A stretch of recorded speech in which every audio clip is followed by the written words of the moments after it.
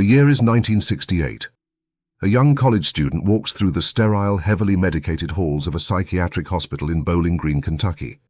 He is attending Western Kentucky University, and his psychology professor has organized a class trip to observe severe mental illness firsthand. The students pass various wards witnessing the sad reality of fractured human minds. Then the young man stops at a specific day room. Sitting on the floor is a boy no older than 13. The college student looks down, and the boy looks up. There is no anger in the child's face. There is no sorrow. There is only a flat black emptiness. The student feels an immediate visceral chill crawl up his spine.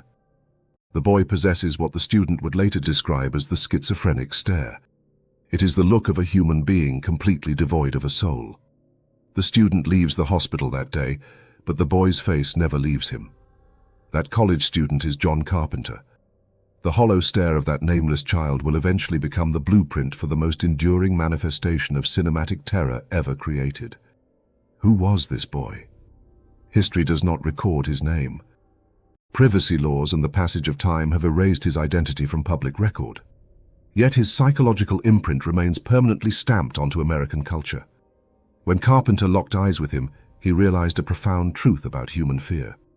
We are not truly terrified by elaborate monsters with complex motivations. We are terrified by the inexplicable. We are terrified by a void. A predator that cannot be reasoned with, bargained with, or understood is the ultimate threat. Carpenter tucked this chilling realization away in his memory. He graduated, moved to Los Angeles, and began trying to build a career in the grueling world of independent film. A decade later, that brief, silent encounter in a Kentucky asylum would resurrect itself to change the landscape of horror forever. In the spring of 1978, independent film producer Irwin Yablans approaches Carpenter with an idea. He wants to make a low-budget thriller about a stalker terrorizing young women. His working title is The Babysitter Murders. It is a simple exploitative premise meant to make a quick profit at drive-in theaters. Yablans suggests setting the story over one specific night to keep production costs down. He proposes Halloween. Carpenter agrees to direct and co-write the script with his creative partner Deborah Hill on one condition: he demands complete creative control. As they begin writing, Carpenter remembers the boy in Kentucky. He realizes their villain cannot be a normal man with a petty grudge. He must be a force of nature. In the script, they do not even refer to him as a man. They refer to him simply as the Shape. He is an absence of humanity wrapped in human form. But a concept is invisible. Carpenter now faces a monumental problem. How do you film a void? The answer lies in the face. To bring the Shape to life, the production needs a mask that perfectly replicates the dead, emotionless stare of the Kentucky asylum boy. The film has a minuscule budget of $300,000, leaving absolutely no money for custom special effects or prosthetic design. The art director Tommy Lee Wallace is given less than $100 and told to figure it out. On a sunny afternoon, Wallace walks into Burt Wheeler Magic Shop on Hollywood Boulevard, looking for a miracle. He purchases 2 cheap rubber masks. One is a classic Emmett Kelly clown face with bright red hair. The other is a licensing tie-in for a cancelled science fiction television show. It is a 1975 Don Post mask of Captain James T. Kirk from Star Trek, modeled directly from the face of actor William Shatner. Wallace brings both masks back to the production office for a camera test. The clown mask is rejected immediately. It looks exactly like what it is, which is a cheap rubber novelty. Then Wallace picks up the Shatner mask. In its original state, it is a flesh-toned, smiling replica of a beloved television hero. Wallace begins to alter it. He takes a pair of heavy scissors and widens the eye holes, carving away the natural eyelids to create deep black sockets. He takes a can of bluish-white spray paint and coats the entire face, erasing the human skin tone. He removes the sideburns and teases the hair out, giving it a wild, unkempt appearance. When Wallace places the altered mask over his own head and walks into the dimly lit hallway of the production office, the room falls completely silent. John Carpenter looks at the pale, blank face staring back at him. The transformation is staggering. The warm, recognizable features of William Shatner have been entirely neutralized. It is the exact expressionless void Carpenter saw in the Kentucky asylum 10 years prior. The Shape has finally found its face. With the physical look established, Carpenter needs a name for his creation. He does not choose something inherently intimidating or gothic. He chooses a name so deeply ordinary that it feels uncomfortable. Michael Myers.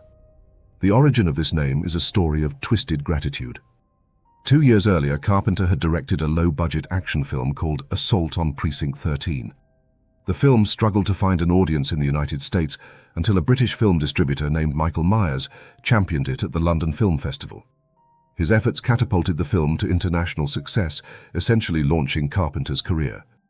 As a tribute, Carpenter decides to immortalize the man who saved his career. He gives the distributor's name to the embodiment of pure evil. The real Michael Myers reportedly found the tribute highly amusing. The name perfectly grounds the character. He is not a demon from another dimension. He has the name of the boy who sits next to you in math class. Casting the role of the Shape requires an unconventional approach. Carpenter does not want a trained actor who will try to infuse the character with internal motivation or emotional depth. Any attempt at acting would ruin the illusion of the void. Instead, Carpenter turns to his college friend Nick Castle. Castle is not an actor. He is a writer and aspiring director who happens to be hanging around the film set for $25 a day. Castle agrees to wear the mask simply to watch Carpenter direct. When Castle puts on the mask and walks toward the camera, Carpenter notices something extraordinary. Castle has a natural stiff, jointed gait. He does not stride with purpose. He glides with an eerie, methodical grace. Carpenter instructs Castle to simply walk toward the victims without rushing. When a victim struggles, Castle is told to tilt his head slightly like a curious dog inspecting a strange insect. This minimalist approach strips away all human urgency. The Shape does not run because he knows time is entirely on his side.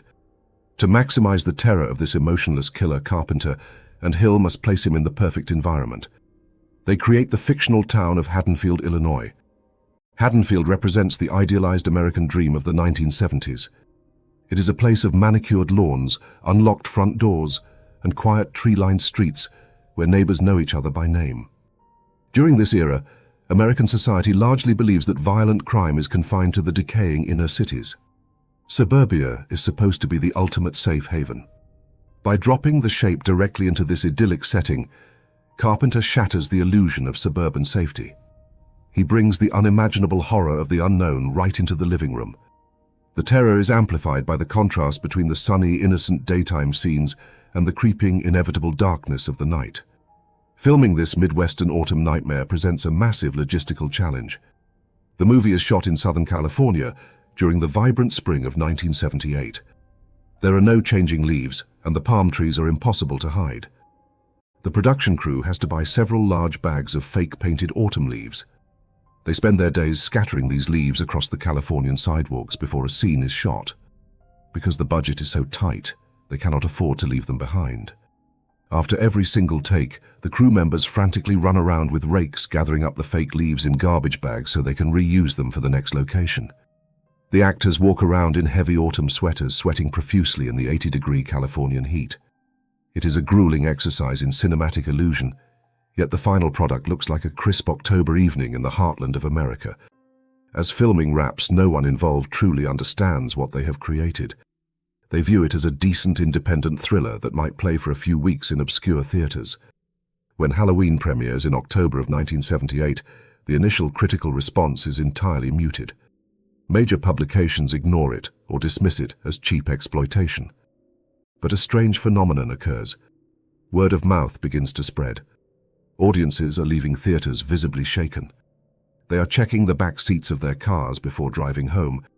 They are locking their doors twice. The film taps into a primal universal fear that transcends the screen.